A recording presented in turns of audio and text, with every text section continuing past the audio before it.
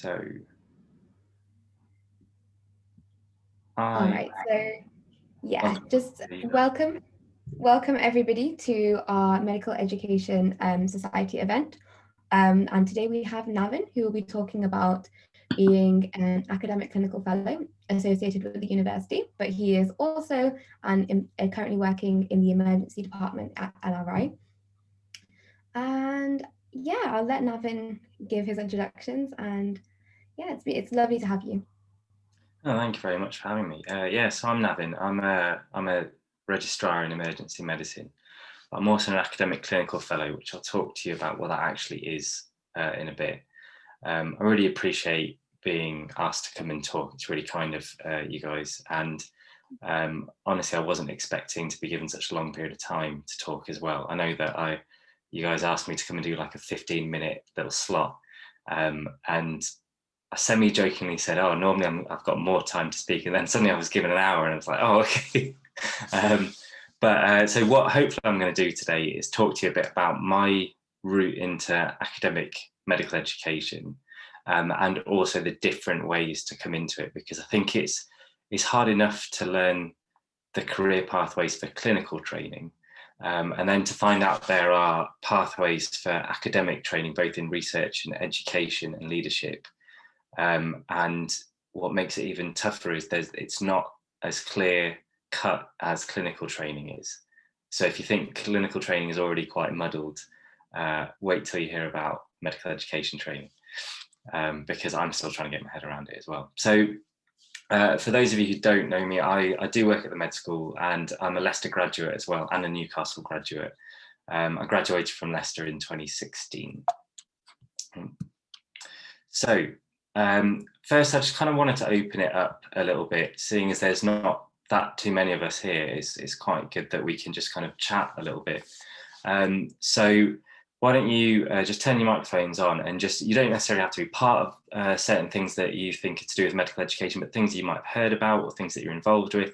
Just shout out opportunities you're aware of or are part of, or maybe have friends who are part of, that lend themselves to medical education.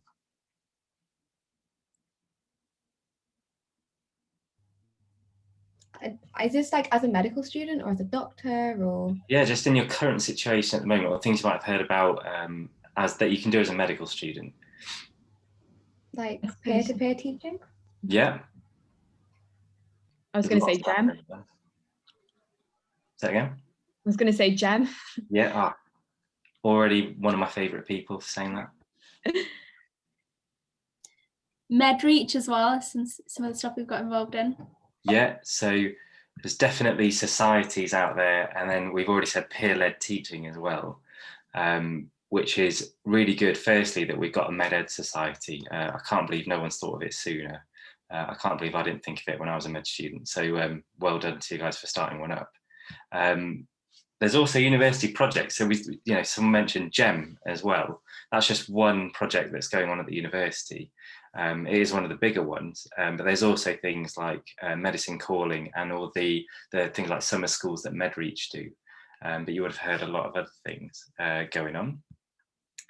And some of you may be part of developing university projects.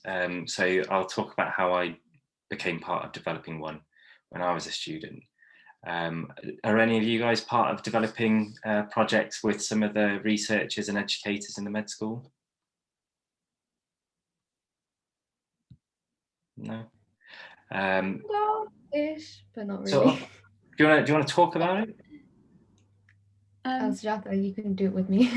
Okay, so basically the med school are trying to organise some top hat resources for the second years currently, who are kind of doing their CHD, a lot of which is online. So some kind of examination resources to help them, but also for the older clinical years to look back on. So Sliksha and I are involved in that at the moment. That's fantastic. Well done, guys.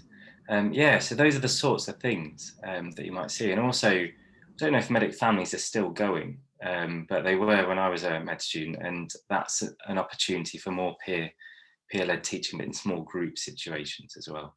And then I'm sure some of you are part of study groups, and I suppose you might not have thought of these as being a form of medical education kind of development. But when you do small group sessions just unofficially with your housemates or your study group or your friendship group, you're actually developing your teaching skills, your feedback skills, and your question formulation skills, so your assessment skills. So you're already starting to do a lot of it now. And yes, there is formal training available, but don't knock what you're already capable of doing. So, why did I not move that? That's fine, not me.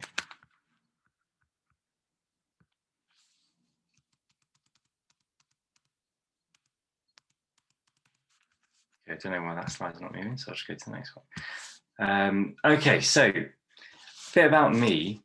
So I graduated in 2011 from Newcastle Uni with a bachelor's in biomedical sciences. Don't tell me what you're doing in 2011 because that'll make me really depressed. I then started helping organise, well, I came to med school here in Leicester, and I realised that I had this degree and these skills and knowledge from this degree that I didn't want to lose. And I'm a strong believer in holding on to qualifications that you have and keeping your skills up. So I got involved with LeSuma, and a group of us who were quite academically minded, we decided to set up the peer-led revision sessions that LeSuma do. And at the time, we were quite specific about how we ran them and who ran them, so that we would always get high quality sessions out of them.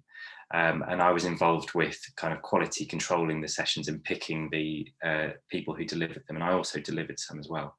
And a key thing that I encourage all of you to do, because I'd imagine quite a lot of you do small group or large group revision sessions, is if you want to take it forward in your postgraduate training, I would start developing feedback forms. They don't have to be anything special, just something that gives you a hard copy of feedback so that you can put them in your professional portfolio as evidence of teaching and developing as an educator as well. So that's what I started doing back then. Then in 2014, so when I was a fourth year student, I came up with junior emergency medicine and I wrote it up. I had no training on how to write up a course. I just kind of wrote up how I thought it should be written. And I sent it to the head of med school, which back then was Prof London.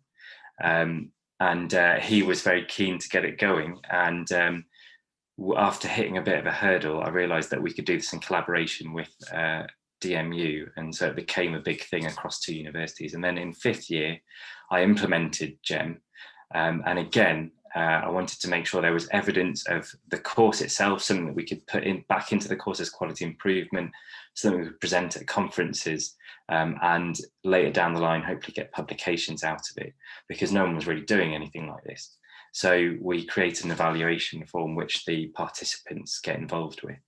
And obviously didn't want GEM just to be for the pre-university students. I wanted something for the medical students and student nurses that gave up their time, because I was still a student when I was creating this. And obviously a lot of people from my year volunteered to put it through. And so I heavily encouraged people to do more peer-led revision sessions for the lower years and tried to get as many years involved with GEM as possible. Then it was getting awards. So I was nominated for awards and I got awards. And it's important that if awards come up during your time as an undergraduate, you'll find that a lot of awards require you to be nominated by someone or for you to apply for them. Encourage people to nominate you.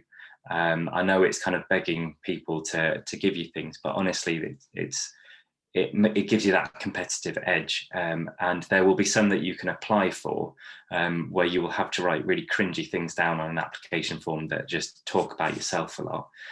But trust me, it's worth it when you get those awards. I was then nominated by so I applied for this award, and there was a lot of things I had to do in my final year to achieve the award. I had to do a whole portfolio for it, but I won that against students across the university, not just in medical school. And then I graduated from med school, and then stayed here to work. And I was approached by people in the med school from all the work that I've done. It kind of I managed to gain a bit of a name for myself. So there were people in the med school who asked me to come and write seminars for various outreach conferences at University of Leicester. The medicine calling team asked me to, and the summer school team. And then during my work, I got approached by someone from Health Education East Midlands. They found me at work. It was a bit of a surprise. And they asked me, they kind of pulled me out of work, and they asked me a lot about where I saw myself going with my career. And they talked about this academic clinical fellowship, which I had not heard of at all. Didn't even know what it was, didn't know they existed. And by the end of the conversation, I had an idea that it was probably a good idea to apply for it, but I needed to learn more about it. So I started asking around and speaking to current ACFs at the med school, and I ended up applying for it. But it was to be applied for after my foundation training, so I wasn't quite there yet.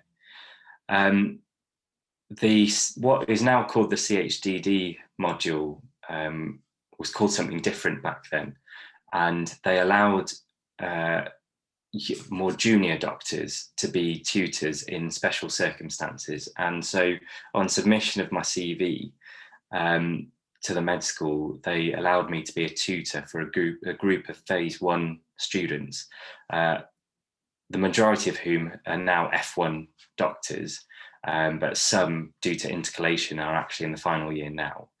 And I helped prepare them for phase 2, and we did the stuff where they came and saw patients, and I sorted out a mock exam for them as well, and I got feedback from them as a result, lots of feedback from them throughout my time to provide evidence. I then applied to become an honorary fellow at the university, and I'll talk more about what that means. In medical education, I got awarded that title when I started as an F2, and that then gave me access to the university and the resources that I needed, and allowed me to make contacts, and also gave me access to coming into the med school, and I could use the library resources as well to further my understanding of medical education. I then was nominated for an award kind of out of the blue, because I was doing a lot of bedside teaching in my spare time. I'd stay late and organise bedside teaching, and out of nowhere, one of the students actually nominated me or sent an email in to Prof London, and I ended up getting this award, Clinical Teacher of the Year, which was very kind of them. And with GEM and the extra work that I did, I was able to get lots of posters, all local, national and international, and a few oral presentations locally and nationally as well. So I was doing all of this in the first couple of years of postgraduate training, and also I've been building this up during my time at med school as well. And then in 2018, something else I did was I designed from scratch a finals mock OSCE with the help from the assessment team. So I don't know if any of you remember or knew Johnny Aitchison. He is an emergency medicine consultant, and he used to be the guy who wrote the OSCEs. But because he's quite open about the fact that he has early onset Parkinson's disease, so he took early retirement at in his 40s, his early 40s. He's still in his early 40s now, but he helped me to design and implement this mock finals OSCE, which we got the majority of the final years through an exact replica of the finals exam, with doctors that came from all over the country to be examiners. It was a massive stress, but it was worth it in the end. And then I got a bit of recognition from the med school for doing that in a, not really award, it was more just an email. But still it was worth it because all the students absolutely loved it. Then that academic clinical fellowship thing came back into my mind, and I got a message from that person in HEME who found me at work, and they said, okay, we've put the ACF out for national applicants, and it's tailored towards things you might like, so if you could apply. And that was when I realised that it wasn't just me that was applying. And But I was lucky to actually get it. I originally actually didn't get it. I was backup choice for this other person got it instead. And then they ended up going and taking an offer from an ACF post in London. So then I got it as second choice, but my predecessor was also second choice, and she's done incredibly well. So hopefully I'll be able to fill her shoes, or I'm currently filling her shoes, hopefully. And I'm hopefully doing the right stuff. And then during the pandemic, I organised, because I realised you guys were having a bit of a rough end of the deal, just sat at home during first lockdown, not knowing really when you're coming back to uni and whether you'd still be having your exams and so on. And obviously the makeup of the wards are going to have changed massively. And there's going to be this new disease that you're going to have to understand a little bit about. And so I started organising some informal webinars with the help of Ben Crisp. And as a result, some of the students emailed in to the head of medical education at Northampton General, where I was working. And they gave me they decided to make up an award, and that's been extended to other people now, but I was quite nicely awarded with this MedEd Star Award, so that's very kind of the students again. So that is kind of a whistle-stop tour of how I got to where I am now. And there's lots of things in there that probably don't make a lot of sense, because it's a bit of a kind of back and forth sort of journey. So I'll try and break down little bits of it, and I'll also show you kind of a route that can be taken, which is a bit more direct. So first, I wanted to bust a few myths about what medical education actually is. The majority of people believe that medical education is teaching each other, which is true to a point, but it's probably only half or maybe a third of what actually medical education is. The majority of people that are employed at the medical school are actually researchers, and they will be, as a result of what they do, they will teach as well. You do get people who are employed at the med school just to teach. I say just, it's quite a big job to teach because they have to do lesson plans. But the teachers also have to do some research because they need to understand the current evidence and theories behind teaching and learning. And then the researchers are the ones who would improve the current delivery of the content. So for example, you're all doing this new curriculum, and I did the old curriculum, but my curriculum was slightly different to a few years before me who had an even older curriculum. So curriculum redesign and research around the way to deliver it is part of a medical educator's job. And also things like innovation of view intervention. So things like GEM was a groundbreaking thing because no one had ever done it before, where they were using simulations at a high level to be able to teach people at an extremely low level with only A-level knowledge. And then likewise, with COVID, we've had to kind of switch to virtual stuff. So there's a lot of new innovative things being done with technology at the moment. And again, we've been able to harness some of that on GEM. Researchers also put research into the way that you deliver content, much like the teachers do. And then the researchers will also evaluate their interventions. And then they will come in as part of their job, they'll come and teach. So there's a lot more to MedEd than just teaching, but you can do specifically teaching if you want to. So I thought I would kind of break down the way that postgraduate medical education careers can kind of play out. It will look really complicated, but I will try and go through it slowly, and I encourage you to get me to pause at any point and ask me to go back or to ask me questions on this slide. Just shout them out because there's not that many of you anyway. So you're all in this left-hand column of undergrad medicine degree, and because you're all third year, in now 2.5 years time, you'll move into this next column, which will be your foundation training. Now you will have the choice to apply for academic foundation training or standard clinical foundation training. It really doesn't matter which one you do. Just so you know, I did not do academic foundation training. And I'm going to explain later why I didn't do that. People who do academic foundation training tend to do it for a reason, but some people are not sure if they want to do academic work or not, so they apply for it. If they get it, it gives them a bit of experience, and they decide that from that they work out if they do or don't like it, which is absolutely fine. A lot of people choose to do it that way and then choose to carry on or not.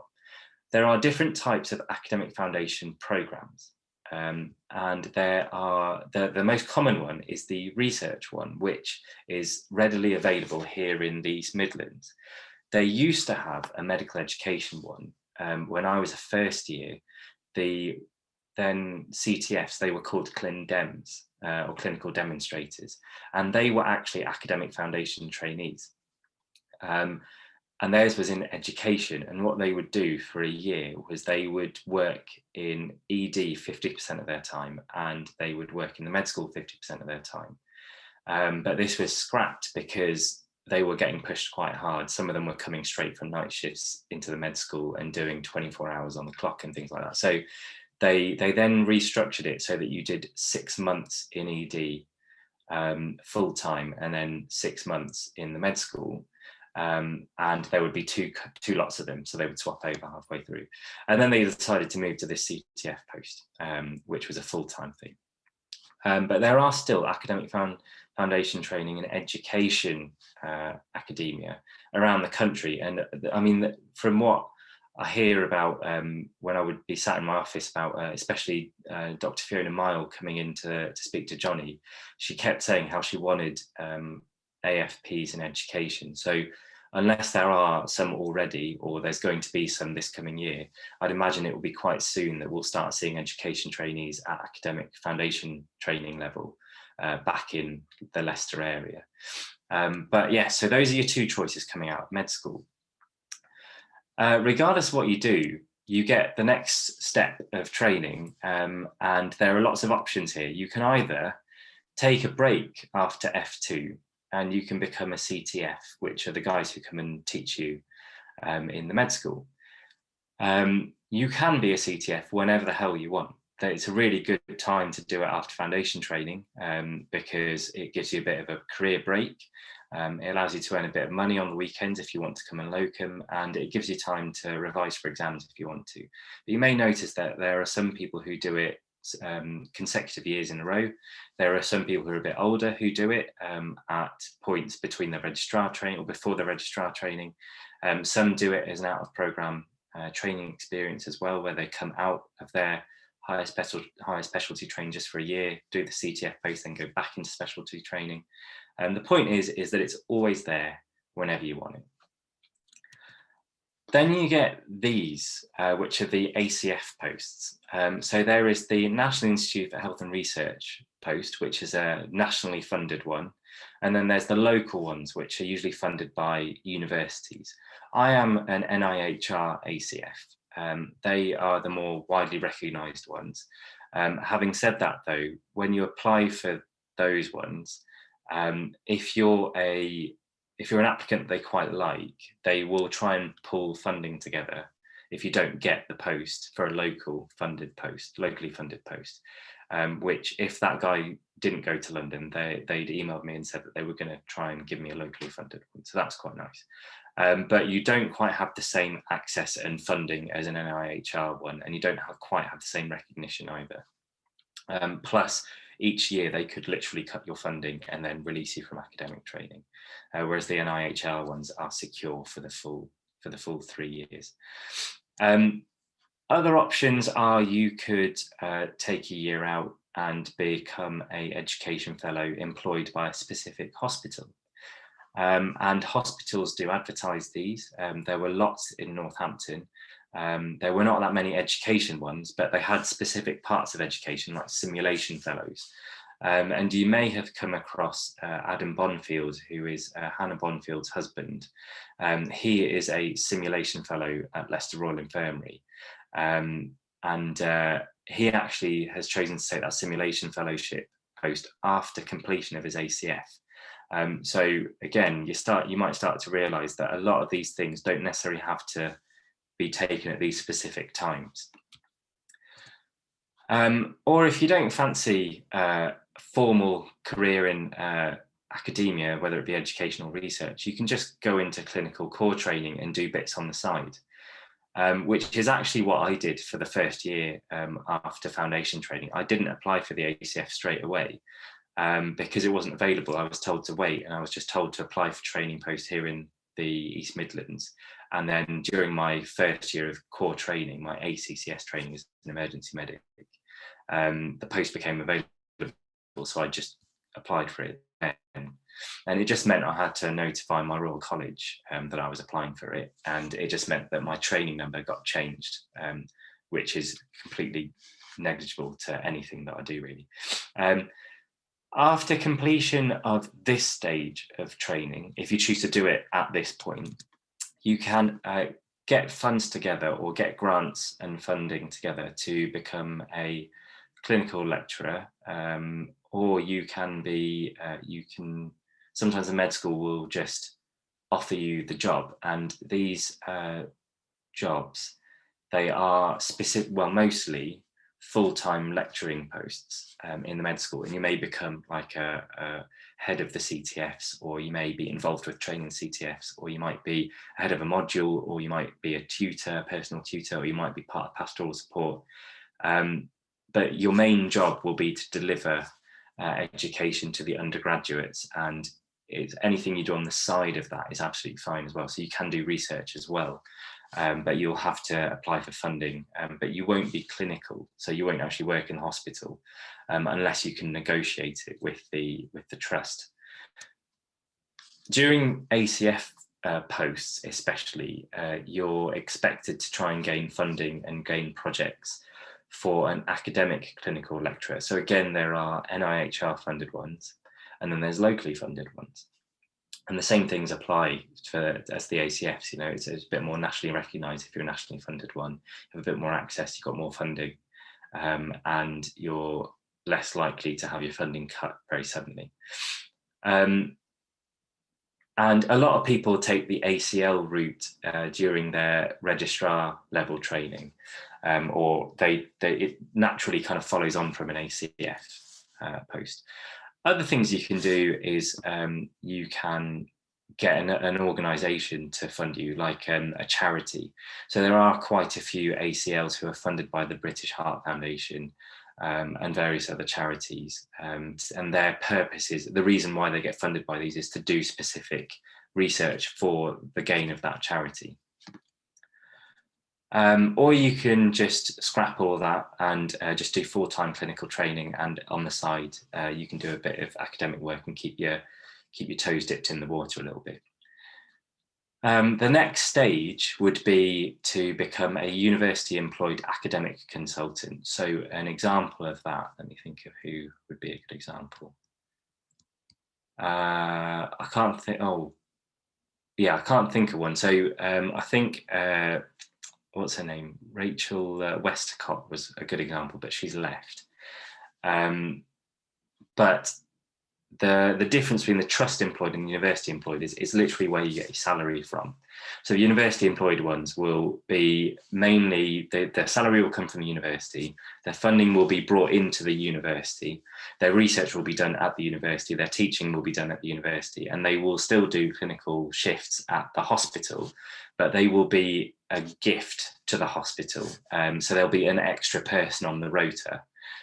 So the hospital, in the event of a pandemic or a national emergency, the hospital cannot request that they are released from academic posts.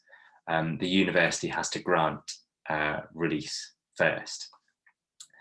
So in other words, you're protected by your institute that employs you. However, if you're in trust employed academic consultants, an example was Johnny Aitchison. So he was employed by Leicester Royal Infirmary as an emergency medic, and he negotiated some of his programmed activity time to be at the university, sorting out all your exams and designing and delivering the OSCEs.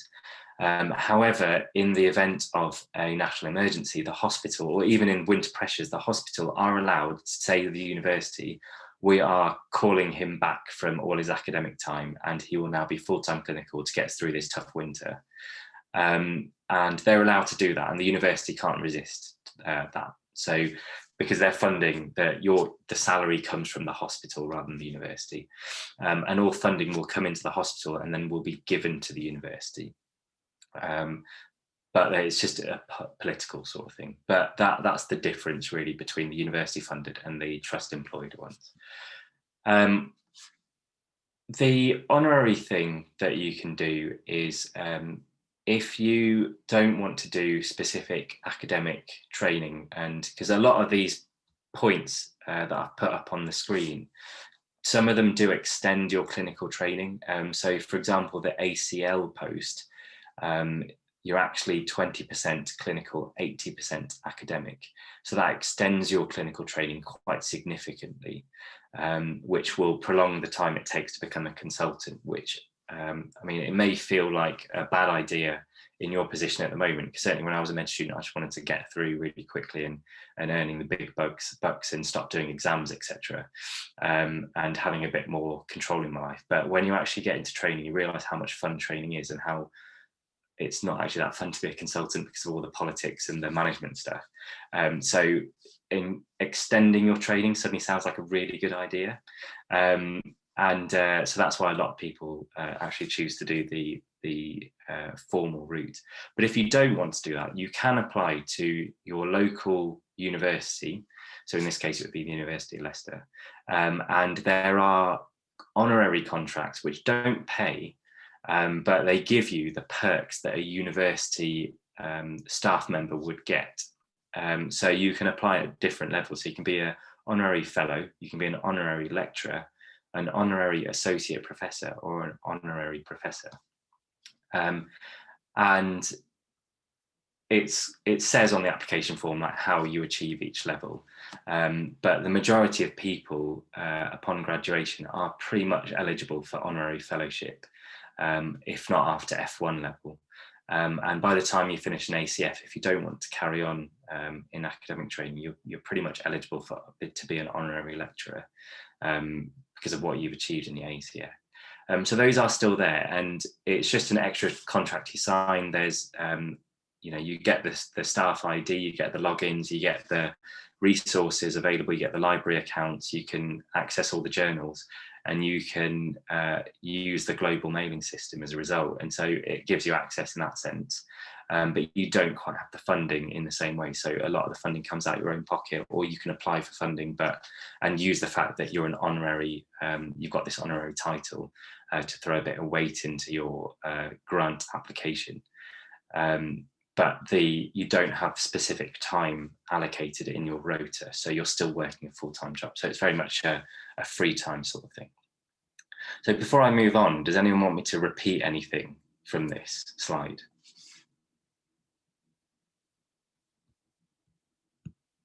No? We can come back to it later if you have any questions. Okay, so why didn't I do an AFP?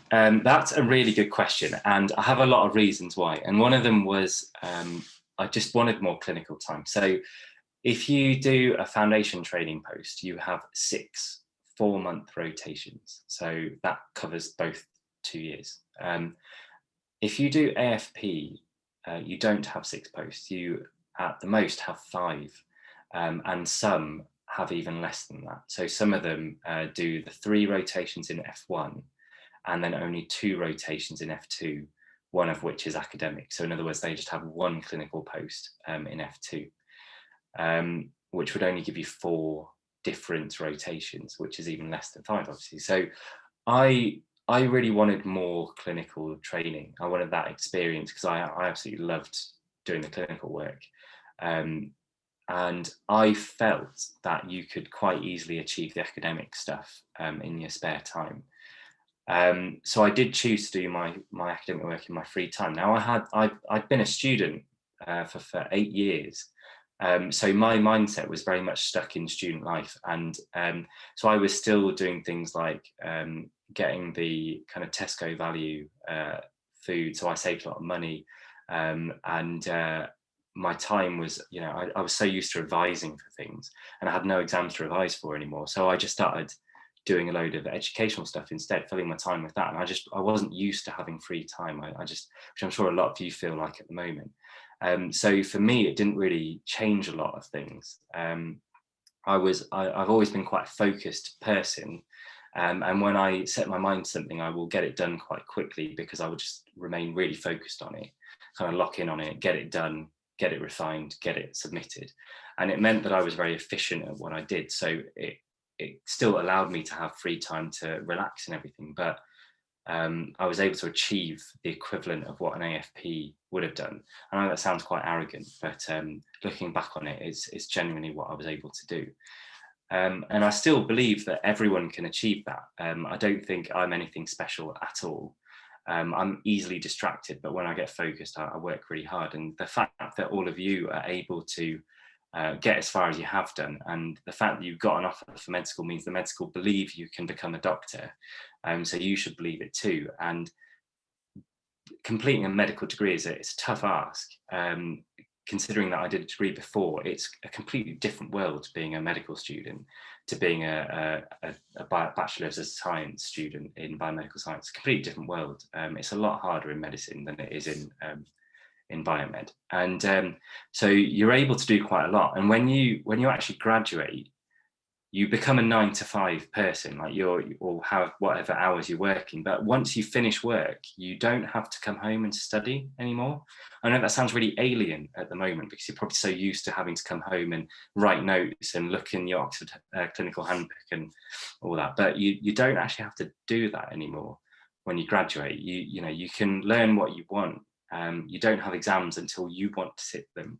So you can do loads of other things with your spare time. So yeah, obviously, academic foundation program gives you protected time, but if you don't get it, don't be disheartened. Or if you don't want to do it, don't be disheartened. Don't feel that people are looking down on you, because you can achieve so much without doing an AFP job.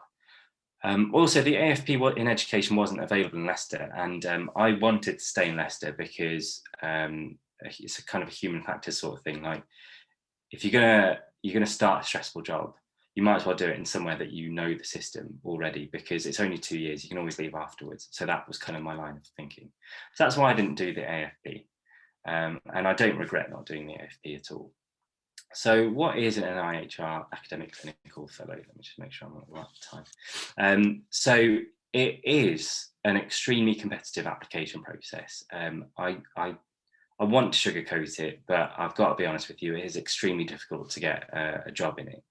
The way that they do the application process is quite complicated, and it pits you as an applicant against a lot of people in specific specialties, because you have to apply for your clinical specialty as well. Now, I already had my clinical specialty sorted, which took a bit of pressure off, but they group specialties together for a specific post. And for the ones that they want, so they tend to want ophthalmologists, infectious disease specialists, nephrologists, and being Leicester, the ACF programme is run by Matt Bown and John Barrett. Matt Bown is a vascular surgeon and John Barrett's a nephrologist, so they obviously want vascular surgeons and nephrologists. So they tend to put those specialties against the ones that they're not that bothered about getting. And they're not that bothered about getting emergency medics, because we tend to be on the front line, work really hard, and a lot of us burn out and stuff. So they put those specialties against the emergency medics, against the things that they don't necessarily need ACFs in. I say don't need, they do need us, but it might be they don't want an emergency medic that year. But so it can be quite difficult at times to get these jobs.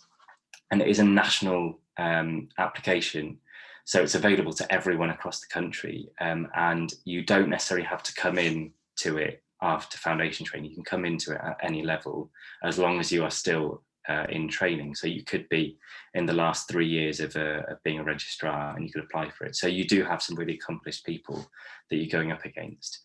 So it's important that you get that evidence, those awards, those certificates, that PDP certificate that everyone keeps promising. It's important you get those, and because you need quite a big portfolio to apply for them. It is a national funding programme, so you do get that kind of prestige about it, and you do get a decent amount of money to put towards your research. It's put away for your research, not for your salary. And it's a 3-year post, and it's paired with a clinical post. So you will be 75% clinical, 25% academic. And you have to display in your interview that you have achieved your clinical competencies in very quick time, because they need to be able to, they don't extend your training. So you have less time in the 3 years to achieve all your competencies each year on your e-portfolios to progress to the next stage. And if you don't progress in your clinical training, they cut your ACF post and they just release you back to full-time clinical. So you have to display, you have to demonstrate prior to your interview and in your interview that you are a very diligent worker and that you get things done on time and you can get all your sign-offs done quickly. So they are quite strict about it. So mine is emergency medicine paired with medical education. So I'm 75% clinical in emergency medicine and 25% academic in medical education. Across 3 years, that equates to 9 months of academic time. Unfortunately, that got cut down due to the pandemic. We were all released during the first wave from academic training. And we unfortunately are not going to be given that time back. So we lost a lot of our time as a result. And a number of us were actually pressured into being released for the third wave. Luckily, after a lot of pressure, I resisted it and wasn't released from academic training. But again, the people that did end up being released did not get their academic time back. So that 9 months became even less than that.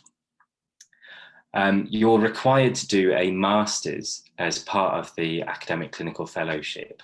And so for me, that's a master's in medical education. Now, a full-time master's is 1 year. So I'm doing it as a part-time master's across 3 years, but I've only got 9 months worth of time to achieve what is a 1-year degree.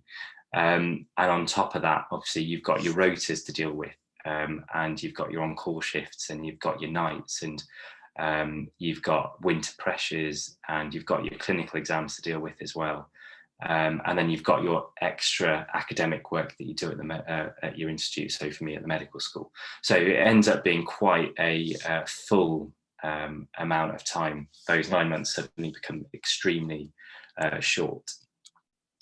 And at the end of each year, I don't know how familiar you are with clinical training, but we have an annual review of clinical progression, or ARCP, at the end of our clinical year, which they look through our e-portfolios and say if we have or haven't achieved what we're supposed to achieve for our current level to allow us to progress to the next level.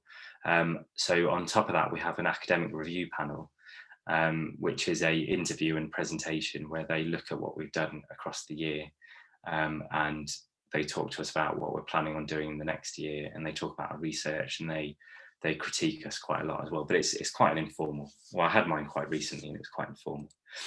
But just so you know, there are 2 separate panels as a result of 2 separate training points. So what's the difference between an ACF and a CTF? Well, hopefully it's a bit clearer now, but the idea is that the ACF is 3 years part-time research and teaching, and it's that focuses on the research and delivery of education. It's nationally funded and you get a master's out of it, but you get a continuous progression of your clinical training, so you don't slow down as an ACF. And then the idea is that you gain funding and you apply for grants and you progress onto an ACL, which is where you do your PhD. Whereas a CTF, so it's great for people who want to impact locally and nationally as well. A CTF, on the other hand, is a 1-year full-time teaching program. It's clinical teaching fellowship, and the focus is on teaching. But because you're in the med school, you can still do research and work with the ACFs, the ACLs, or the professors. It's a locally funded thing, and you do often get a PG cap or a PG cert in medical education, but it's not always guaranteed, whereas the masters is guaranteed, providing you can pass the masters. The PG cap and PG cert is not always guaranteed, so you have to inquire locally about that. It's a year out of training, so you don't progress in your training at all. So it's a career break, in other words.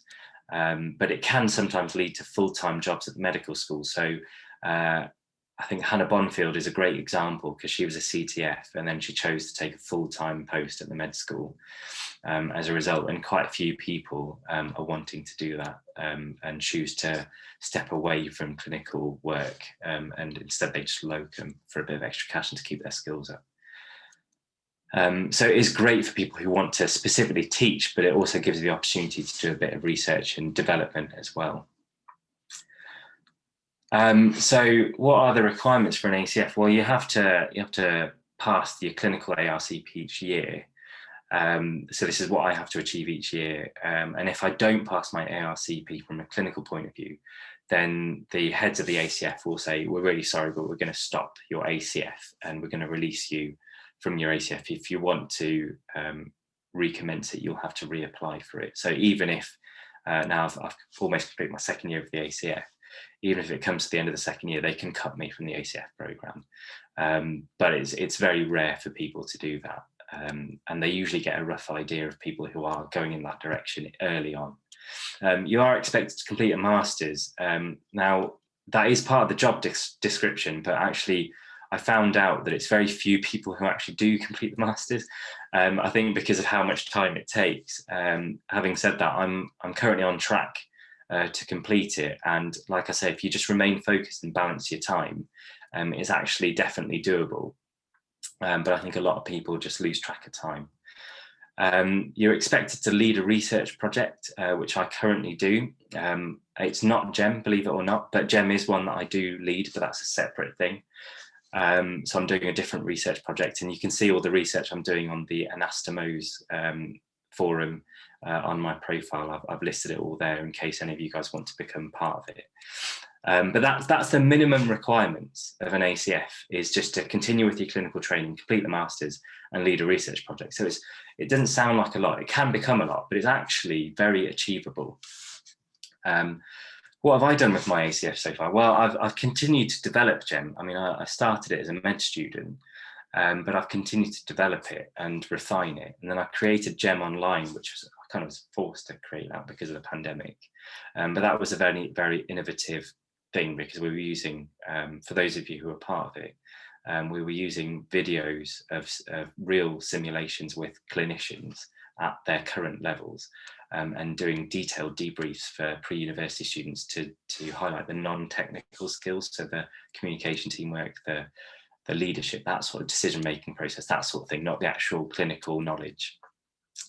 I'm obviously doing my master's in MedEd, so the MedEd master's is split into 3 years. The first year is the PG Cert, the second year is the PG Dip, and then the third year is the master's. If I were to come out of the master's at any point, then I would, so if I came out after the first year, I would have the PG Cert to show for it. And because my master's is accredited, I've also been awarded the fellowship to the Higher Education Academy as well. But not all masters are accredited in that state. So it's worth doing one with that FHEA bit as well. And likewise, if I were to stop the master's at the end of my second year, I'd have the diploma in PG, the postgraduate diploma in medical education, which I'm coming to the end of this year, in the next few weeks actually. And then as long as I complete my third year of the master's, I will get the full master's. What else have I done? Well, I've written that finals OSCE, which I think has been continued without me being involved, which is a shame. But I've also, considering that I was sharing an office with Johnny, he got me involved with writing some of these stations for the finals OSCE. They weren't used last year because obviously it became virtual, but they will probably be used in future years. And I have written some of the stations for the third year OSCE as well. And my only advice for that would be read the NICE guidelines on fluid management and fluid prescriptions. That's a massive hint, by the way. I also run simulations for both undergraduate and postgraduate students. So I mainly concentrate on the foundation doctors. I did do some for undergrad, third years and fourth years. And I do for the fifth years as well, but I do more for foundation doctors for their mandatory simulations that they have to do. So I help develop those and run them as well. I'm actually doing some tomorrow. And I'm doing a technology enhanced quality improvement project in ED, which I've recently just put on my Anastomose profile, but it's using various apps to create a children's book for the kids coming through children's A&E to help them understand what's going to happen to them in a childish story, and it's been a lot of fun. I've been doing that with Johnny because he does a lot of cartoon drawing and stuff. And I am also a tutor for 6, I don't know if you guys are aware of the foundation medicine degree. I'd hope you're aware, the 6-year medicine degree, with the foundation year being before 30. So I'm a tutor for 6 of them, and I was a tutor last year for 6 of them as well. So that's part of my work that I do. And then obviously I also do some research. So we're awaiting publication for a systematic review that I did with some of the education specialists across the country, and there's a guy in America who's actually working on it with us as well. And then some of the work that I do with Jem, and a bit of work that I do with some of the other academics in the med school. So lots of outputs from the ACF. And then I do lots of teaching. So, you know, coming to do extra sessions for some of the student societies, I'm always happy to do that sort of thing because I like doing it, and as long as it helps you guys, I'm always happy to do it. I do bedside teaching, obviously less so now for patient safety reasons, to reduce contact because of COVID, but we still have students in ED and the PEDS students, because I'm in children's A&E at the moment, but I still do some of my nights in adults. So I see some of the guys on the paediatric block as well. And I'm, you know, I watch them take histories, I watch you guys take histories and give you feedback and watch you do examinations and so on. So I still get to do lots of teaching and lots of formal teaching for the various years across the 5 years as well. So what's next for me? Well, I'm going to complete my ACF at the end of next year. So I'm an ST3 now, so that ends in August, and I become an ST4. So at the end of ST4, I should complete my ACF. And the idea is that my current project that I'm doing, the research project I'm doing as part of my ACF, that I'm leading on, I'm hoping to publish that. It's very much in the early stages at the moment, but I'm hoping to publish that once I write it up. I do actually want to pause my formal academic training. I feel that I want to focus on my clinical training instead. And the great thing about that slide that I had up with all those stages of training, you can come in at any point and do all of that stuff. You don't have to do it at any specific points. And you can pause, you can pick it up later on. And I want to focus on my clinical training because I feel quite guilty with when I'm doing my academic work and feeling I should be in hospital working and vice versa.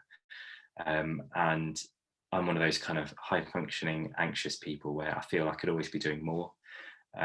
So I think it would be better if I just focused all that energy on clinical training. But because I'm planning on pausing, they have the heads of the ACF program have suggested I keep touch with the med school, and they're planning on giving me an honorary lectureship post at the University of Leicester. It's that honorary title that I told you about earlier. So I'll hopefully continue the MedEd stuff on the side, and there's plenty of opportunities to do that. You don't have to be in a formal training post to do it. It just means I won't have the protected time anymore. And yeah, once I finish my clinical training, so once I become a consultant, I will hopefully formally return to MedEd, and I'll hopefully be able to negotiate into my contract time at the medical school, like Johnny did, and that's the plan anyway. So the main take-home message really is there's no single road. Where there's a specific road through clinical training to become a consultant in a certain specialty, there's not a single road through MedEd training. There's lots of different ways you can do it. No two people have done it the same way. And that's, I think, if anything, that's the beauty of it, because you can be so flexible with what you do. MedEd on the whole is so vast. You know, you can do things like you can focus on the principles and practices of teaching and learning. You can focus on assessment and feedback and do the exam stuff. And within that, you can just do OSCE stuff, or you can do the written stuff, or you can focus on curriculum design, and you can focus on a broad curriculum of doing an actual medical degree curriculum, designing that, or you can focus on a specific module or an SSC as well. Or you can even just do simulation stuff, and you know, simulation on its own. You can do simulation for undergrads, you can do simulation for postgrads, and then in postgrad you can do it at certain levels, and there's so much out there that you can do in MedEd. And there's lots of different ways in, so many opportunities. You don't have to pursue a formal academic training route as well.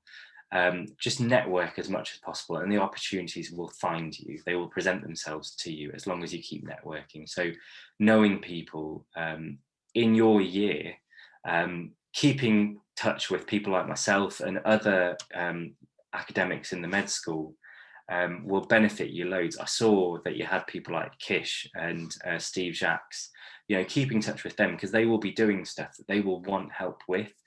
They'll want people, keen people like yourselves, to get involved with it. And that will open doors and give you experience as well. So then you can start thinking about your own stuff to do. And then people like myself, Steve or Kish or Rachel, Johnny, you know, whoever, even Prof Holland as well, we will then support you in whatever you want to do. And we will then want to get involved with what you want to do, and you'll have us at your disposal instead. It's a really nice family to be part of. Go to conferences. If you're not already, become a member of ASME. It is an absolute must, and go to their conferences. They have a conference coming up this July and registration has just opened. Definitely go to it. When it becomes a face-to-face thing, 100% go to it, because the conferences are so much fun, because there's so many freebies that you get. And obviously you don't go just for the freebies, but you get to meet loads of people. Big conferences like that, they will be looking for posters to put up. So you're highly likely to get a poster accepted if you can become part of a project that's already going on. Things like GEM, where we tend to submit posters all the time. Because there's so many people submitting posters, they put them up because it's such a big conference. And then there are local conferences as well in specialties who always have an education section. So, you know, sign up to these conferences. As a medical student, often they're free for you guys. Sometimes with the bigger ones, you have to pay a small fee. Sometimes it's as little as £30. And that covers you. Obviously, you'll have to pay for your own travel and stuff, but sometimes the med school might help fund that, but you'd have to inquire about that. I can't, you know, don't quote me on that one. Get involved with things that are happening. So things like GEM, it's, you know, you can sign up and volunteer for things like GEM, but you can then get involved with the actual team, the actual planning, and you can see how we implement it, the design of all the stations, and not just GEM, things like Medicine Calling or the MedReach stuff as well. You can actually learn how this stuff is made. And then that will actually, it inspired me to go and write GEMs. So like, it'll inspire you to go and do things as well. So that's just a few things, but at this point, I kind of wanted to open it up. I'm aware that we've just gone over, but you know, I'm happy to stick around and just discuss with you guys things that you had on your mind, or if you had any questions, please do just fire them at me, or you can email me at nl176@le.ac.uk. Thank you so much. That was so interesting to see your route, because so far most of the people that we've talked to, they've done something quite academic early on, as in terms of like the academic foundation program. So it's nice to see someone who's got into education without doing that. I don't know if anyone has any questions. I have got questions, so I might just ask mine first. So with the ACF, when you're applying for it, is it like so many posts per region, or is it so many posts per specialty? Like, how does it work in that sense? So each area will put out ACF applications in the website we use, which at the moment is Oriel, which I think you still use for foundation applications as well, but they'll be available there and you'll see them all there, and they'll advertise them as ACF in emergency medicine and ACF in renal physiology or whatever. But then when you actually look at the application, it will then show you this table for that area. So for example, you take the Leicester one, so it will then bring you into the Leicester application site, and it will say there are 16 ACF posts, and then it will show you this table, and it will say things like ophthalmology. So my one, for example, said ophthalmology, emergency medicine and infectious diseases, and then there will be ophthalmology, cardiology, and I don't know, respiratory, and then it'll be like emergency medicine, infectious disease, and so on. And the idea is that you are going against the point they're trying to make is there are 2 positions available for emergency medics, but you are put against those other specialties in that grouping.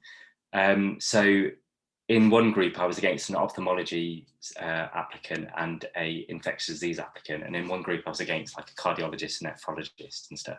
And you then start to see how little they sometimes want certain specialties, because it's well known that ophthalmologists they come with huge portfolios, and infectious disease specialists are really, really wanted in ACF posts. So they come with these massive portfolios, and if they're putting you against those specialties, it's a massive stress. But it's definitely possible, because I was able to get it. So, and I was against some of these guys. I know I was second choice, but there were more than just me applying at emergency medicine. So I still, got it no matter what.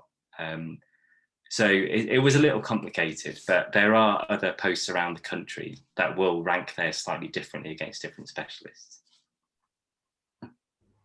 Okay, thank you.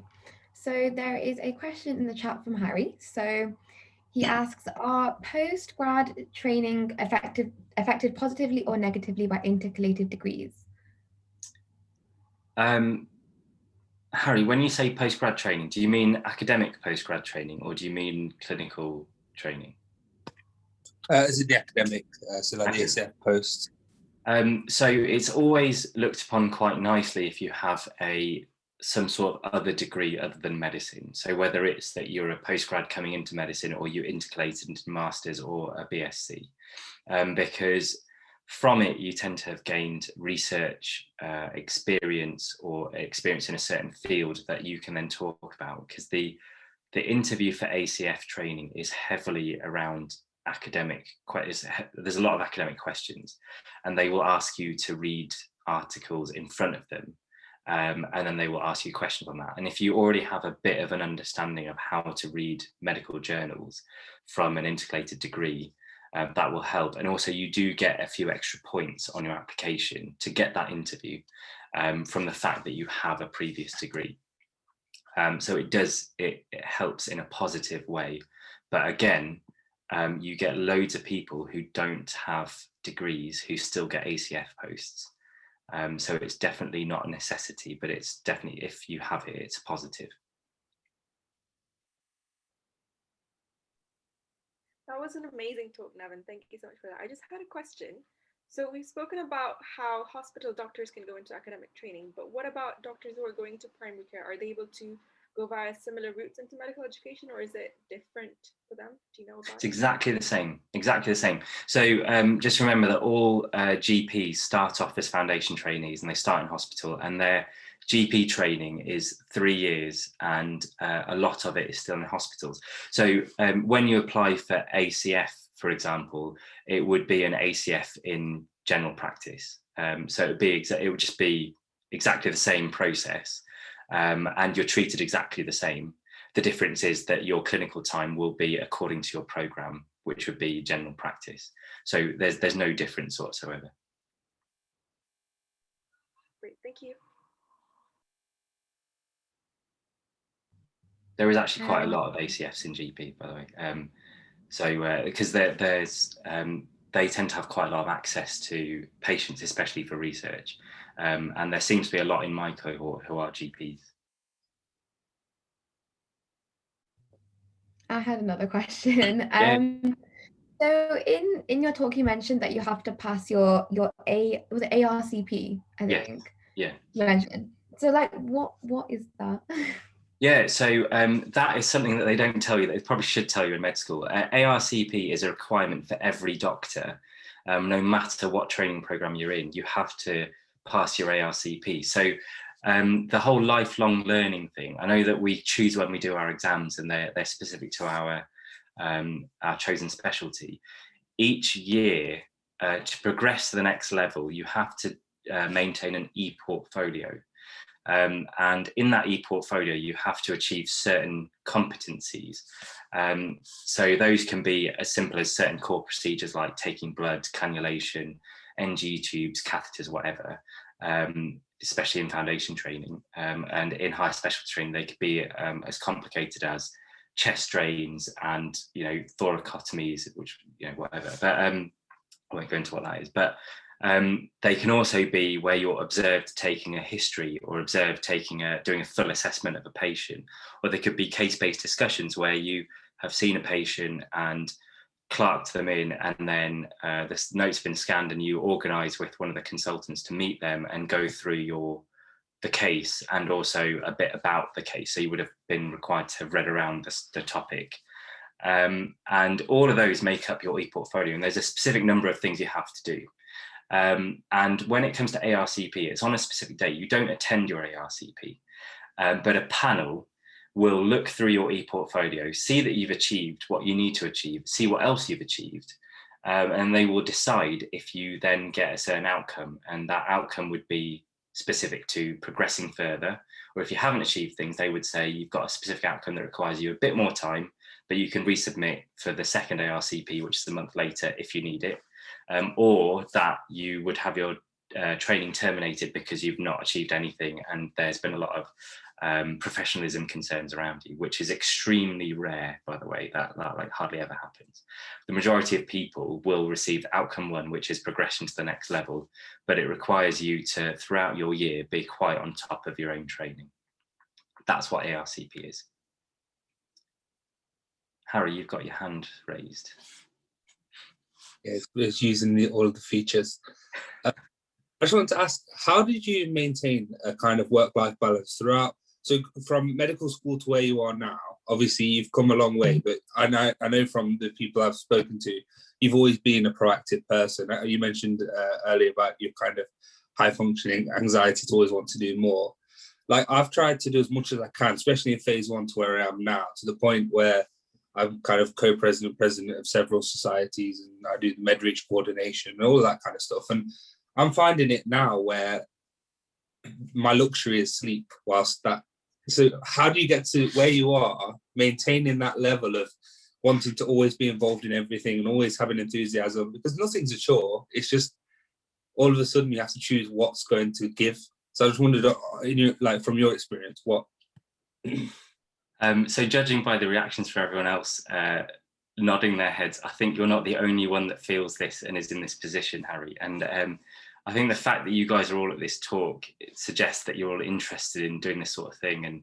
And you know, the fact that you guys are setting up these societies means that you are kind of wanting to give back and also develop yourself.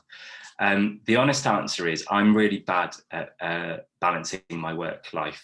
And my partner would definitely second that. She would quite happily tell you how bad I am at using free time as free time.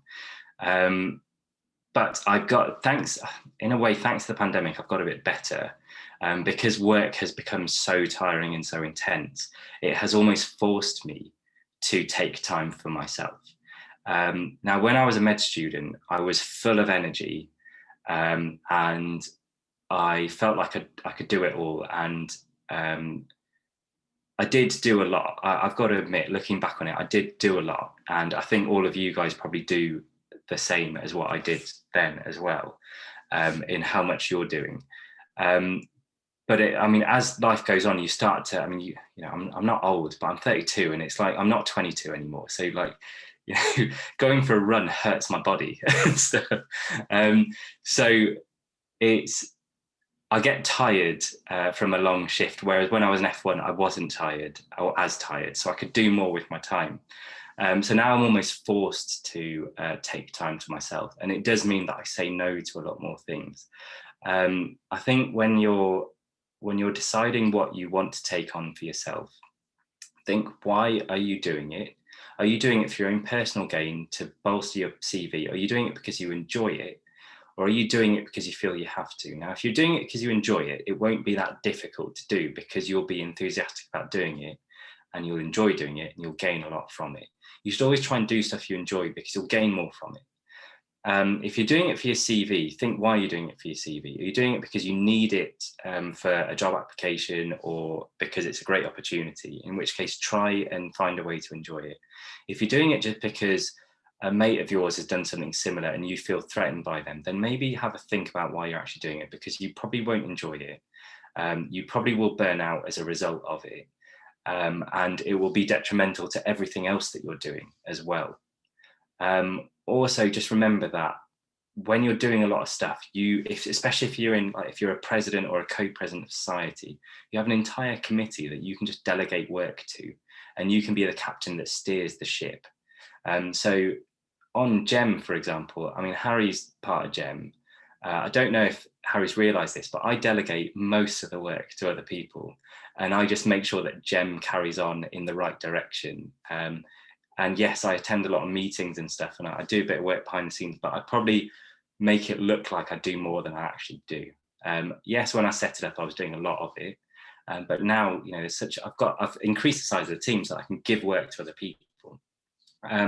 So to answer your question, you just need to, if you're finding that sleep is a luxury, I mean, in general, in life, sleep is a luxury. Sleep's always a luxury. Free time is a luxury. And you shouldn't get to the point where you say sleep is a luxury. You should be at the point where you say free time is a luxury. And you should use the fact, because if you're at the point where you have no free time, it's not a luxury anymore because you don't have any, then you've probably gone one step too far. Free time should always remain a luxury. And that makes your free time worth it so much more when you actually use it. One of the consultants told me that there is evidence that if you book your annual leave for a holiday, when you're booking that holiday, you should book your second holiday as well, because you actually work more efficiently between your holidays if you know that you've got another holiday coming. So likewise, you should always know when your free time is, because then you will work to ensure you keep that time free. Then that free time will be well spent, will be nice and rested, and you will actually achieve more with the work you're doing. Having said all that, you won't quite, I know it feels like you don't have free time at the moment, but you will not quite have the same amount of free time that you have now when you start working. Initially, you'll have lots of free time as an F1. You'll start taking on extra things, and you'll suddenly realize you've got bills to pay, you've got a mortgage to deal with, you know, you might get engaged, you might have kids, you might, you know, whatever. Suddenly you don't have a lot of free time. You'll wish you did more in med school. At the same time, don't forget you've got a medical degree to pass. And that is the most important thing. You cannot be an academic in medical education without being a doctor. And you're all halfway through your medical degree. Don't screw it up. So get through that as a priority. Don't worry about the other stuff. The other stuff will happen. I think the lessons we all need to learn from. Thank you. Any other questions from anybody? I had a question around curriculum design. So you were talking about maybe curriculum designs. I was just wondering, how might you go about a curriculum design for a course, say like a simulation course, or maybe your GEM course, for example? Yeah, so what I can do is I can send you one of my assignments for the Masters was to design a curriculum for a student selected component from scratch. And I got a really high mark in it. So I was considering it submitting to the head of phase 2 to make an SSC out of it. I'll send it to you so you can see what a curriculum design looks like. But the idea is that you first have to answer a question of like, what are you trying to achieve with whatever it is you're wanting to design? Keep it simple, and you want to come up with aims, outcomes, and objectives. Lesser objectives, but definitely aims and outcomes. An aim is an overall aim. It's a very broad thing. So take your, I don't know, cardiorespiratory block or whatever you guys call it now. The aim would be to be able to step into the shoes of an F1 in a cardiology background. Yeah, it's a really broad aim. It doesn't really cover anything. It just says you've got to be able to know cardiology to the level of an F1. An outcome would then be, again, quite broad, but it would cover literally everything under cardiology that an F1 needs to know. So it'd be things like be able to manage a patient with a STEMI, be able to manage a patient with an M-STEMI, and a patient with unstable angina, stable angina, endocarditis, pericarditis, and so on. And that will literally cover everything that you feel that person at that level needs to be able to cover. But again, it's not very specific. Objectives are then written by the teacher of that session. And they don't necessarily have to cover all the outcomes. They just have to be able to cover certain things that lend themselves towards the outcomes. So whenever the med school turn around to you and say, whenever you sit an exam and you're like, oh, we got questioned on acromegaly, like I never saw a single patient or something like that. And then the med school say, but it was in your learning outcomes. That's what they mean, because it did come under endocrinology, right? And they are not required to teach you about it. They just have to present the opportunity for you to learn about it. And that's where the outcomes kind of comes in. Once you've got through all of that, you then have to design your sessions, and your sessions need to build on prior knowledge. So you have to define the level of your learner. I could go on about this for ages, by the way, but you define the level of the learner that you want to pitch it at. You then decide what they do or don't already know, and then you build them up to become the level above what they are currently at. And then you have to design their level of assessment, what assessment is and what type of assessment you're going to use, whether it be a written exam, an OSCE, or like a reflection or an interview or something like that. And then you design how you're going to score that assessment, and then what they're going to come out of having at the end of it. And but I'll send you the assignment that I did, because it was a pretty good. I was really proud of it, because it was all around non-technical skills, which I'm really interested in. And it was designed to be delivered to people in your year.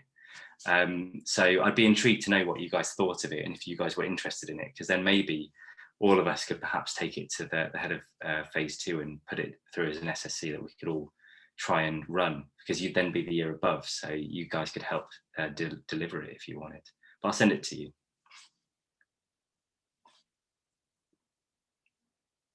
Thank you. That sounds like a really fun opportunity. Definitely, as a society, we definitely love to get involved. So let us know what you need from us. Any other questions? I had another question, if that's okay. Yeah, go on. So regarding an honorary fellow, it's a title that the university would give you, but what would you give to the university in return for that title, if anything? So an honorary post, you can literally give them whatever you want. They're not, when it's an honorary post and you're not being paid by them, they just want to see that you're doing something, but they don't really mind what it is. Now, if it's an honorary fellow, they've got quite a low threshold. They tend to want to see that you're, because when you apply for it, you have to write like an essay. It's only like a page or something of what you're planning on doing with that honorary fellowship. And the idea is that you say things like, I want to teach, I want to carry on something that I'm doing with the med school, or I don't know, like you want to do certain research or something like that, or you're part of a team and you need access to the industry resources. And each year you have to renew that contract. So they'll ask you just to rewrite that page again, basically. And then likewise, if you want to be an honorary lecturer, they'll show you the criteria that you need to be one, and you have to be able to meet that criteria in the page that you write to them. I don't know if you guys know Neil Thakrar, who used to be part of Leicester Insight. Although I don't know if he's got an honorary fellowship, but he'd be a really good example of one who could get one, because he does a lot of work with Insight. Likewise for you guys, if you keep involved with the MedEd Society as a postgrad, you could technically apply for one and potentially get an honorary fellowship once you become an F1, and say that you want to help develop the MedEd Society and students who are involved with MedEd Society to develop educators. You keep it as vague as that, and maybe write a bit more detail and say you want to offer projects or put people in touch with it, whatever, and they will probably like that sort of thing. So as long as you abide by the university regulations, they are more likely to award you with the title than not award you. There are some people that don't get it, but equally there are a lot of people who do get it.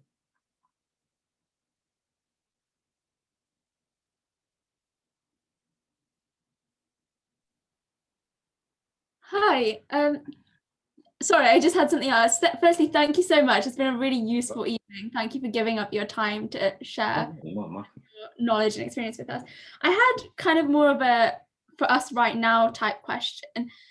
So we're all doing stuff and doing teaching and all these things and trying to get as much feedback as possible.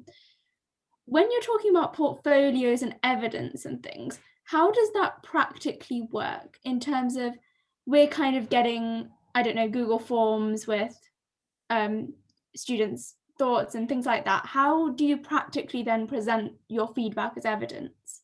I'll show you. So I'll get my portfolio out. Otherwise I don't knock things over. So this is my portfolio. Keep in mind that I've been a doctor now for almost 5 years. So this is 5 years worth of stuff, plus 5 years of med school, and also my biomed stuff is in there as well. So I'll just show you the content. So the idea is that you print this stuff out, and when you go for your interviews and they ask you, can you give me an example or show me in your portfolio where you have evidence, you can then say, oh, it's in section 3 of my portfolio, or whatever. So the emergency medicine, this is a combination of emergency medicine portfolio stuff and academic stuff. So the example of sections are things like degrees, qualifications. I don't know how clearly you can see it, but the education stuff is, where is it? So presentations and publications covers the education stuff that I've submitted. And then I've got an entire section on teaching skills, which is literally everything I've done. And it's most recent stuff first. I haven't updated this for a year. But when you go down to, so I've got an entire bit on undergraduate peer-led stuff at the bottom there, and that goes on to the next page as well. So like there, I've literally put things like Leicester Insight, IPE preparation feedback, University of Leicester GEM clinical educator, Northampton General simulation facilitator, Leicester Med School sim facilitator, MMF mock OSCE tutor, ACIT assistant tutor, LMSRS OSCE tutor, Leicester Insight revision lecturer, LeSuma revision lecturer. And when they turn to those sections, there will be all the feedback that I've printed out. Sometimes if it's a lot of feedback, and if things like Google Docs, sometimes they present it in graph form, so you can just print out the graph. And if there are free text comments that are quite positive, you can print those out and just put them in, because then you can just show it in an interview. And likewise, you can submit it as put it on your e-portfolio as well, because a lot of things are now being submitted online because of COVID. But yeah, like, I mean, section 4 for me, the teaching skills stuff, the education stuff is my biggest section. But let me just take out, so this was as a postgrad, I've just gone to a random page. But when I was at Northampton General, whenever I'd do teaching sessions, the education centre there was fantastic, and they would sort out the feedback forms for me. I just give them to them, and then they put them together in this document, which gives all the comments that they print out for me. And I just literally printed it out and just put it in my portfolio. Simple as that. So likewise, when you make your feedback forms, get them to fill them in. If they're done online, it's even easier, because then you don't have to scan them into computer and stuff. And then you can print them out and you can put them in your portfolio. I mean, I didn't really start making my portfolio until I was a postgrad, but I had all this stuff from when I was an undergrad still on my computer. So I strongly recommend you save that stuff. And if you're worried that your computer is going to break or something, just print it out or put it on a Google Drive or something like that. Because when you come to post-foundation training, you will have to print this stuff out when you apply for your jobs, because you have to go to these interviews and you'll have to take things like this. Now, I saw a lot of people with wide eyes and stuff. The guys from ophthalmology, theirs was like 3 times the size of this, just so you know. So a lot of them had PhDs and masters already. I mean, mine has increased in size since I became an ACF, but like a lot of this was stuff that I was doing on the side. So you don't have to be in a formal training program in academia to achieve a lot of what I've got in my portfolio. And a lot of you already have a lot of what I've got there. Thank you so much. That was really, really useful. That's right. Good to know. It's really impressive. Go on, Harry. I was just going to ask, so how do you know, when I was doing my interview prep back when I first met my mentor, he said literally save everything to your portfolio, no matter how insignificant it may seem. You can make that decision post-grad, what's important and what's not. how would you recommend to start from early to really, like, should we be saving, so with publications, obviously you've got journal publications and then you've got other academic publications which don't have a PubMed ID or anything, but you've got other publications. Would you still say print off those articles that an external place has done and things like that? Because 100%. So your portfolio, so unlike your CV has your things that grab people's attention, you know, it's the important things. You can't put everything on your CV.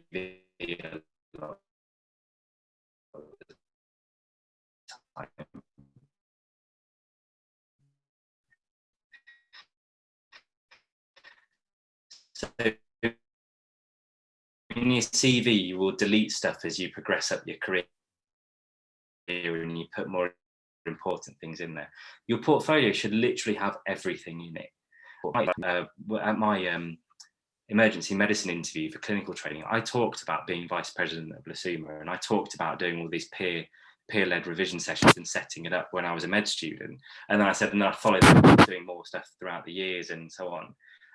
So I you know, because they want to see that you're committed and focused and stuff. And the fact that you're doing this stuff now is stuff that you can put as evidence in your portfolio. And I was just going to want to say, so like it's a personal example, but like one of the things that I was recognised by the Vice Chancellor of the university to represent was during like the royal visit, when the Prince William and Kate came to sit down with them and talk to them about the work I've been doing with widening participation and things like that. Now, the only evidence I've got of that is TV interviews and images of me sat down with them.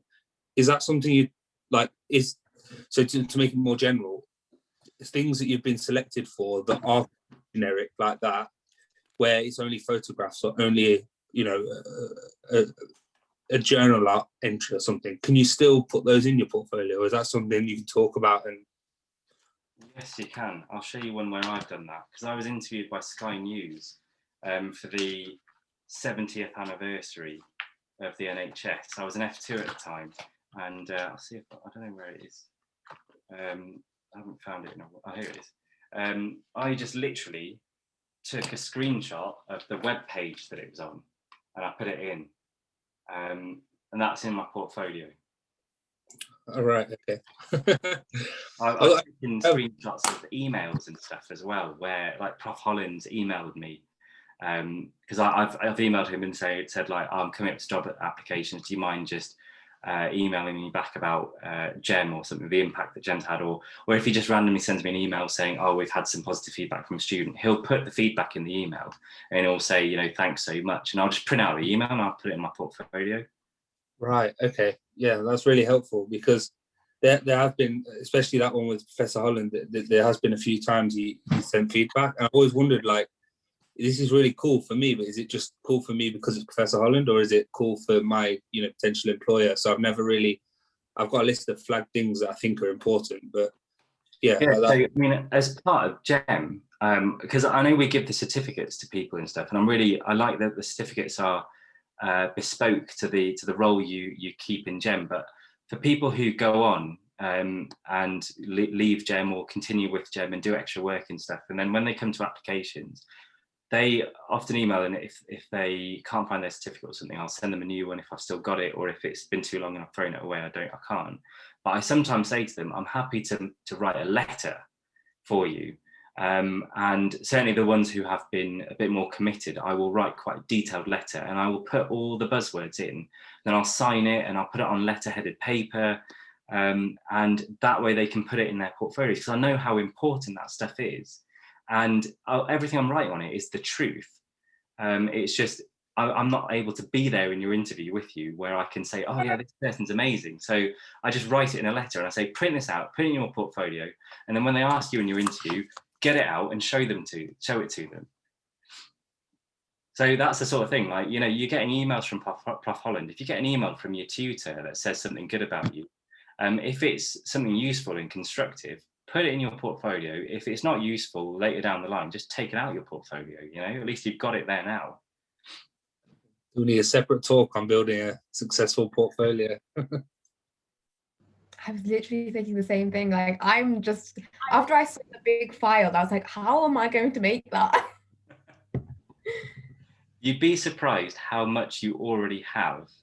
I mean, yes, a lot of this is from postgraduate work, but there is a significant amount that was from my time at med school, and you'd be surprised how much you guys have already achieved that you can already start making into a portfolio. But I'm happy to talk through making a portfolio when we get back to face-to-face stuff. I'm happy to do it in person, bring my portfolio along, because the first time I saw a portfolio was when I was in foundation training. They did a careers day where they got some of the registrars to bring their portfolios along, and I saw it and I was like, I wish I kept that certificate. I wish I did this. I wish I printed that off. And it was all a bit too late by that point. Luckily, I'd kept a lot of it because I knew people from before who said, just make sure you keep this stuff. But had I known when I was a med student, I would have kept so much more. I had a question. So a lot of us are currently on committees and we're like presidents or vice presidents. And it's almost like we're at the top of the team. So I know that you could ask for feedback from someone who's higher up, but as vice presidents and presidents, who would you approach to get feedback on your work that you've done for the society? So that's always a tough one, isn't it?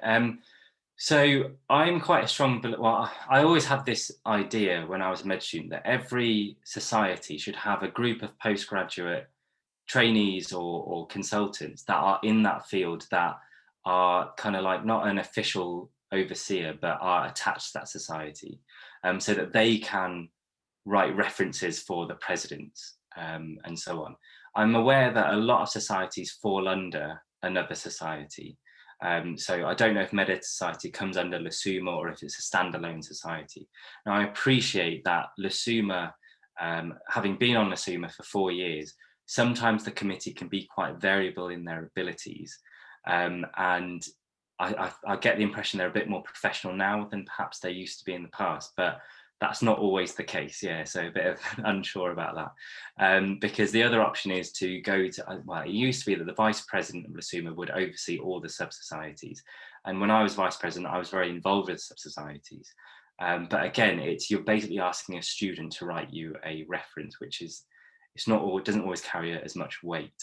I would advise that you potentially, as part of your quality improvement of your society, you could get a doctor or even a nurse or an academic at the university in that field to be involved with that society, and that way they can just do catch-up meetings. They don't even have to be that involved with doing the actual delivery of stuff. They can just have meetings with you once every 3 months or something, see how you're getting on, and that way they get to know you and they can provide character references for you and do these letters and emails for you. And for them, I mean, they have a lot to gain out of it as well, because then it's an easier way in to do teaching for you guys. If they do research, they've got access to students as a result. I see it as a win-win situation for both sides. But you get some annoyingly arrogant doctors, and you get some not very talkative doctors as well. Yeah, that's one way of doing it.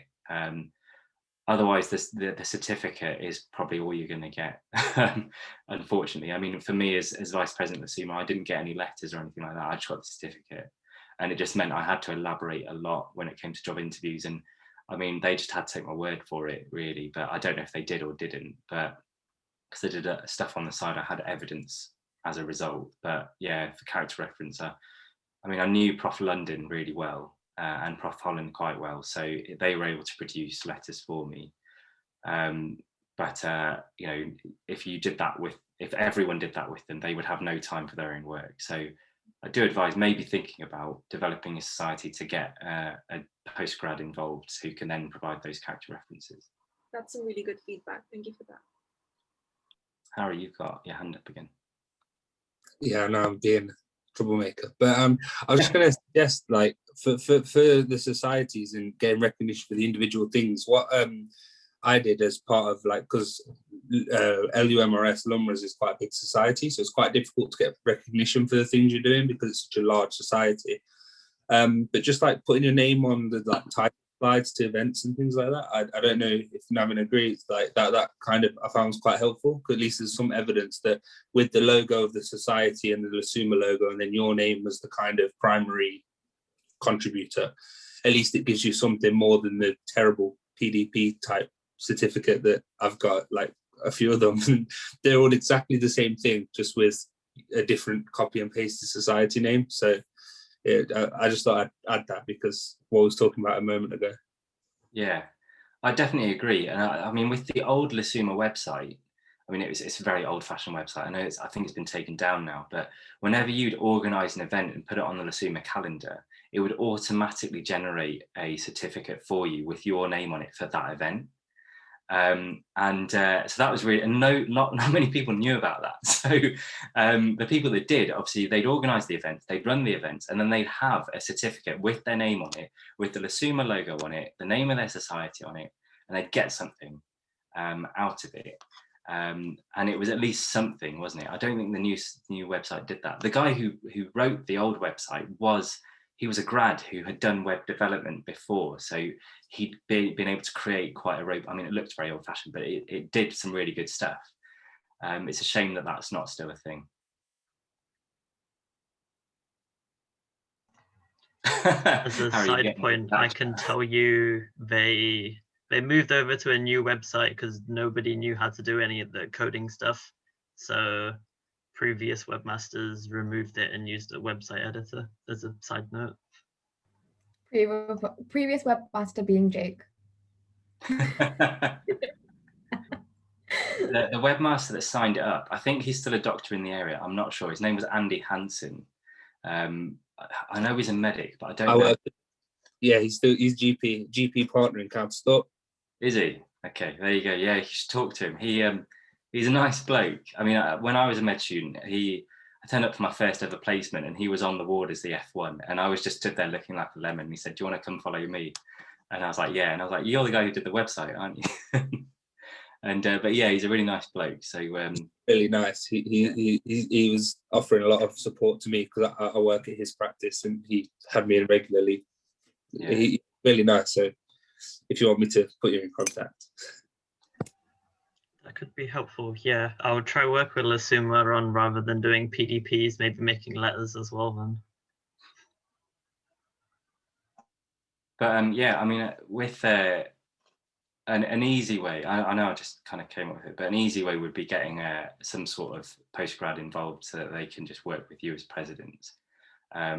As I'm into MedEd, I'm more than happy to do that on the MedEd side. And I'd be very hands-off with kind of you guys just run it how you want, and I'm happy to just meet with you guys and give you letters if you need them, providing you do a bit of work. But I'm sure that if you don't want me, there's plenty of other people that would be happy to do that as well, I'm sure, around the med school and in the hospitals, and likewise with other societies as well. Literally, Jake and I have been frantically messaging each other on Zoom saying we actually would love to have you as our postgrad lead if you're happy to accept it, of course. Yeah, of course I am. I mean, the fact that you've made a MedEd society in my books is a massive win. Like I say, I cannot believe that no one had done it before, but sometimes it's just doing the obvious is the best thing to do. And just looking at your Instagram, you've got some great people along for your talks. I mean, Kish was the guy who kind of in the locker room just said, "Oh, do you know about the MedEd Society? I think you'd be quite suited for doing a talk, so I'll put you in touch with them." And I was like, "Oh no, I hadn't heard of it, but yeah, happy to do whatever they want, really." He's a really good guy to keep in touch with because he's really into that sort of stuff. He's got his interview for ACCS emergency medicine coming up next week, actually. So he's building his portfolio as well. So he'd be one to talk to and to get on board with giving more talks and stuff, because he's doing a bit of research on training med students as HCAs, I think, as well. But yeah, I'm more than happy to be that guy, or be one of the guys if you want more than one. Or yeah, be that guy, happy to. And you guys should all apply for GEM, by the way. Just going to put a shameless plug in there. Apply for it. I'll look out for you. I won't be the only one that's marking the applications, but you know, we try and accommodate for as many people as possible, and get involved with the development of it. because I'm always looking to revamp it and keep it current as well, because I'm a bit removed from that stage now as well. I loved it in first year, so I'm applying again. Yeah, same. I loved it in year 1 when I applied. I'm gonna apply again. Phase 2. I didn't pay anyone to say that stuff at all. Yeah, the email came out for phase 2, but it wasn't a dedicated GEM email. Okay. So I got it sent out in our year, and I think the year above should be sent today. But yeah, so the phase 1, it didn't come as a dedicated email. It came as part of the phase 2 update, which I found quite frustrating. Your whole email was crammed into like one paragraph on the phase 2 update. So if everyone hadn't received this single update, I think it might be an issue. So I just thought I'd let you know with that in case numbers are a bit odd, because obviously they're like tomorrow. Ray Key emailed me and said that I can use Anastomose to advertise it as a job. I'm still trying to work out how to do that, because I need to put the application form in. He said I could put the application in the group and then just get people to join the group, and I guess that might be one way of doing it. But again, if anyone has ideas of how to put it on Anastomose, because it's a good opportunity, and we're doing the training no matter what, even if we don't go ahead with GEM, because that then gives you guys something out of it.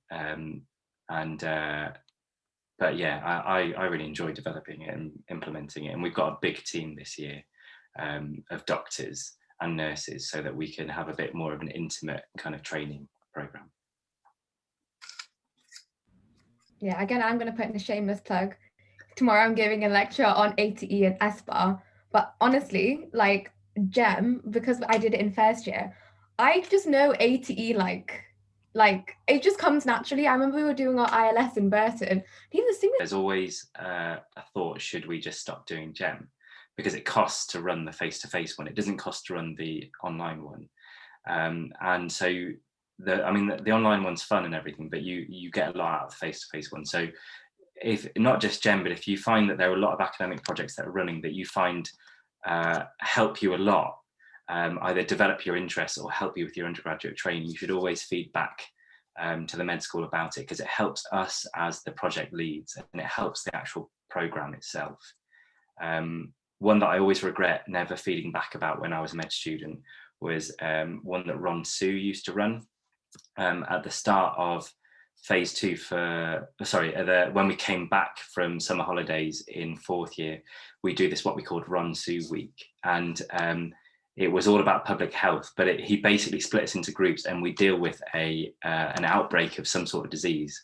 At the time, there was the Ebola outbreak in Africa, and there was always this concern that it was going to come to England, and obviously it didn't in the end, but it would be this unnamed disease, and we'd have to work out what it was, and we'd have to do contact tracing, and we'd find that there were other teams at the med school that were dealing with outbreaks in other areas, and we had to talk to them and things, and we didn't know until we actually spoke to them in the corridors and stuff like that. And it was so much fun, and we were the last year to do it because we didn't feed back to say how good it was, which is a real shame, because it was so good, especially now with COVID. It would be so topical. Ron still loves that. He tells everyone who will listen about that program. Yeah, it was honestly, you should tell him, it was really good, and I still rave about it today. The guy is quite intense, and he loves his statistics, and not many people love statistics. I hate statistics. I was really bad at his module, but I loved that week that he did. It was absolutely amazing. That sounds really good. I thought we're just chatting now, but does anyone have any other questions? I might just ask a quick question, if that's all right. I've just had a quick look on your Anastomose, and it's just about the children's book. What made you decide to do it as a quality improvement project, and how would you go about doing something like that? Because that's kind of right up my street, and yeah, I love children and illustration and stuff. So how did you go about doing that? Well, firstly, what's your name? Sorry, you're Emma. Emma.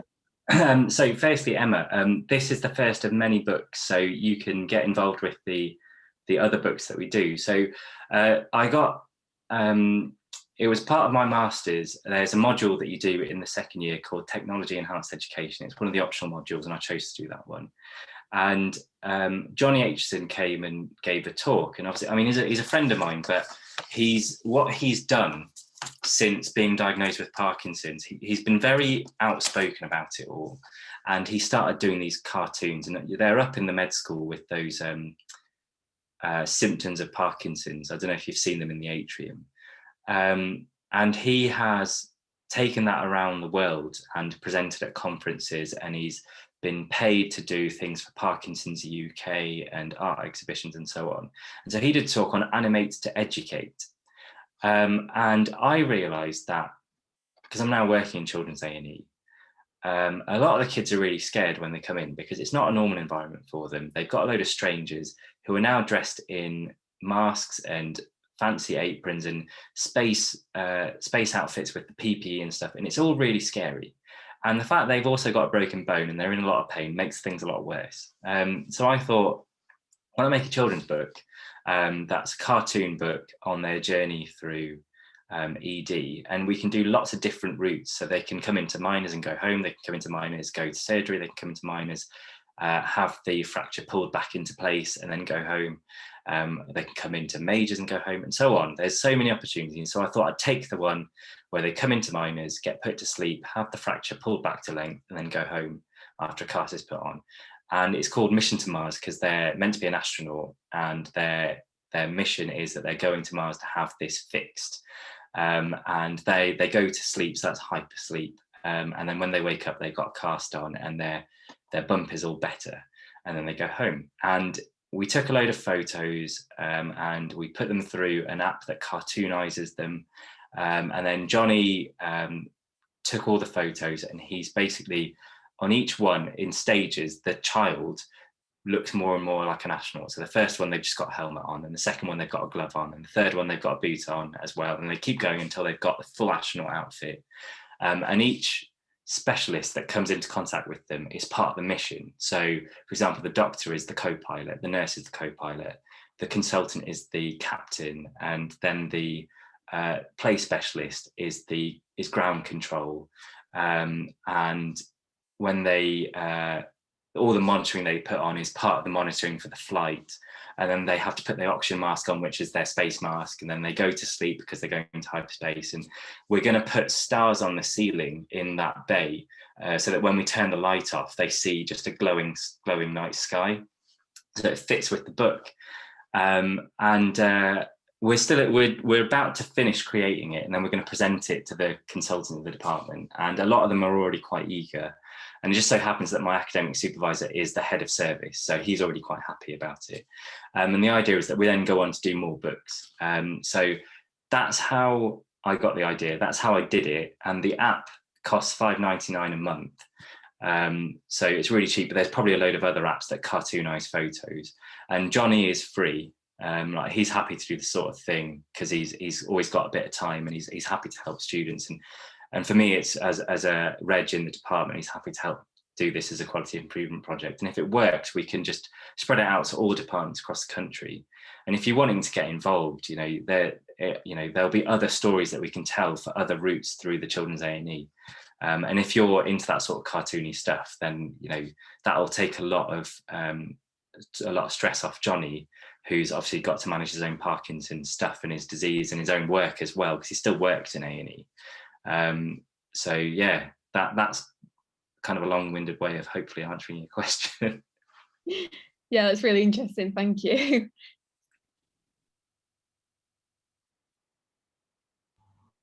Any other questions, or should we start to wrap it up? I mean, yeah, today it's been so insightful and amazing, and thank you so much for giving us 2 hours to just talk to you and telling us all about like your path to the academic clinical fellowship. And yeah, it's been really, really interesting. I think everybody here will agree that it's been really, really interesting, and we'll also put the recording up so people can also watch this in their own time if they didn't make it today. So yeah, I'll just pause the recording now.